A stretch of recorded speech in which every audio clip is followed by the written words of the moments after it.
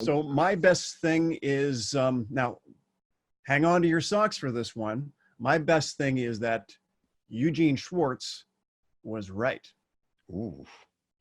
Here's what I mean by that. I've been writing financial copy now for about a year and a half for a non-Agora publication. And it's been going fine, been doing reasonably well.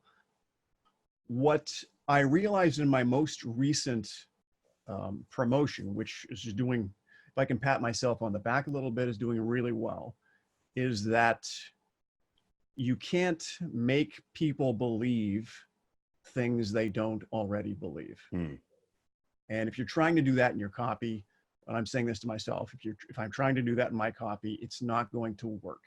At least not going to work to an extent that is going to make a difference in terms of conversions.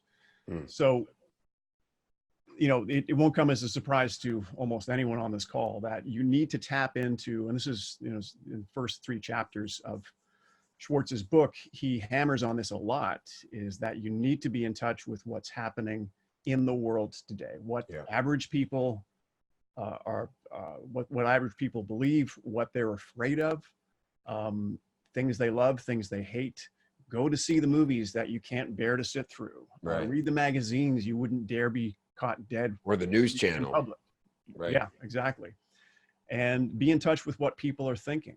Now, this doesn't mean stealing ideas from others, but it means having a good appreciation for what people believe, what they fear, and then taking those fears and beliefs and amplifying them, and taking a slightly different spin than other people are taking.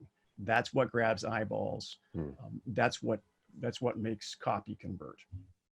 And that's my best thing for this week. So if you are a copywriter and you're having any issues getting people to read your copy and click through to the order page and take out their credit card and give you money, go back to basics. Go back to looking for that idea that doesn't need to be absolutely earth-shattering in any big way. It needs to feed an existing belief or an existing fear that the average person believes or fears.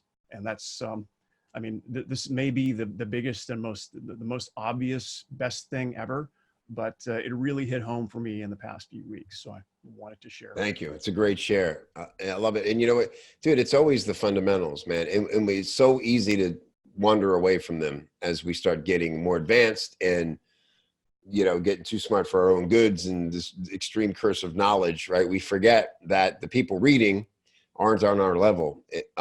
As far as the persuasion, you know, they just want to react, right? Again, and that's why, you know, Patrick made a joke like be on TikTok, but it's true. Like I couldn't bear to be on TikTok for too long, but you know, TikTok is, you know what that is, David? It's like where kids make music videos, right? And my daughter loves it and does it all the time. And you know, it's a little weird and nauseating to see young people just wanting to pose and do this, but I don't know why. This is what they do. If you just watch it, they do the robot. That's all it is. Yeah, it's like the old guy robot. That's what the kids do these days. But you know, what that reminded me of is that I remember reading an interview remember when Vine was a thing. What was that? 5-second videos, Vine? Something like that, 5 or 6 tops.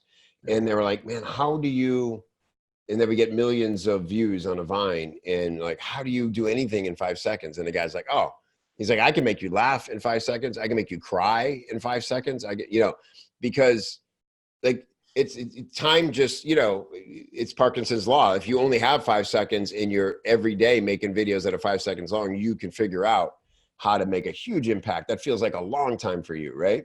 Oh, for sure. So man, we need to study all the different ways that people are using, you know, man, everybody has a studio in their pocket, right? And that's, by the way, just a convenient plug for you. People should be studying your stuff to know how they could use only this and make a really badass looking video, come off like a pro. You have great tips on how to address the camera, how to frame it, how to add some simple graphics. Where can people find that kind of thing, David? For these types of things, you could start by visiting davidpower.com. Ting. DavidPower.com, everybody. So if you want to know how to make great video, even if you're not comfortable making video, and make it look pro right there on your phone, go to davidpower.com. And if you need financial copywriting, I don't know if you're available. You're pretty booked up as a financial copywriter, but that's something else people should consider, because as you said, it's where you've been immersed and it's going quite well with the work you're doing. Ta-ta. I'll patch it. That's my arm back there reaching.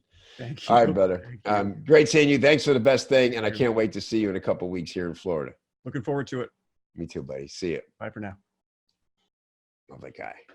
David Power.